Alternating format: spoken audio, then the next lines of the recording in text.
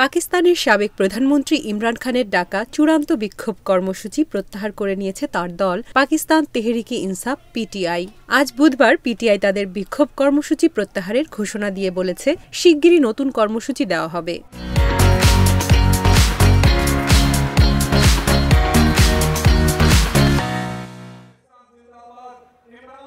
পাকিস্তানের সংবাদ মাধ্যম জিও নিউজ জানিয়েছে, ইমরান খানের মুক্তি ও সরকারের পদত্যাগের দাবিতে মাসের শুরুতে কারাগার থেকে সমাবেশের ডাক দেন ইমরান খান। একে তিনি চূড়ান্ত ডাক বলে অভিহিত করেছেন। এই ডাকে সাড়া দিয়ে সোমবার থেকে রাজধানী ইসলামাবাদ অভিমুখে যাত্রা শুরু করে ইমরান সমর্থকেরা। সমর্থকদের দাবি, ইমরান খান সহ পিটিআই দলের যে নেতারা বন্দী আছেন তাদের অবিলম্বে মুক্তি দিতে হবে।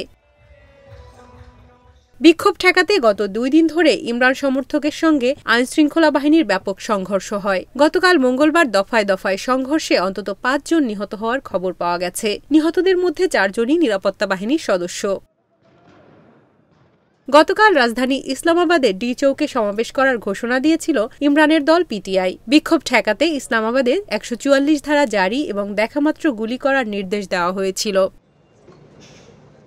জিও নিউজ জানিয়েছে, সকল বাধা উপেক্ষা করে খাইবার পাখতুনখাওয়ার মুখ্যমন্ত্রী আলামিন গান্দাপুর এবং পিটিআই প্রতিষ্ঠাতা ইমরান খানের স্ত্রী বুশরা বিবির নেতৃত্বে ইমরান সমর্থকেরা ডি চৌকে পৌঁছেও গিয়েছিল। কিন্তু আইনশৃঙ্খলা বাহিনীর ব্যাপক অভিযানে বেশিক্ষণ তারা টিকতে পারেনি। পিটিআই সমর্থকদের ছত্রভঙ্গ হওয়ার কয়েক ঘণ্টা পরই বিক্ষোভ প্রত্যাহারের ঘোষণা এলো। পিটিআইয়ের কেন্দ্রীয় মিডিয়া সেল আজ এক সংবাদ বিজ্ঞপ্তিতে বলেছে, নিরস্ত্র নাগরিকদের উপর বর্বরতা চালানো এবং রাজধানীকে কসাইখানায় পরিণত করার সরকারি চক্রান্ত রুখে দিতে আমরা আমাদের শান্তিপূর্ণ বিক্ষোভ সাময়িক স্থগিত করার ঘোষণা দিয়েছি। দলের প্রতিষ্ঠাতা ইমরান খানের নির্দেশনার আলোকে ভবিষ্যৎ কর্মপন্থা ঘোষণা করা হবে বলেও পিটিআইয়ের বিজ্ঞপ্তিতে বলা হয়েছে। এছাড়া গত 2 দিনের বিক্ষোভে পিটিআইয়ের 8 জন কর্মী নিহত হয়েছেন বলে দাবি করেছে ইমরানের দল।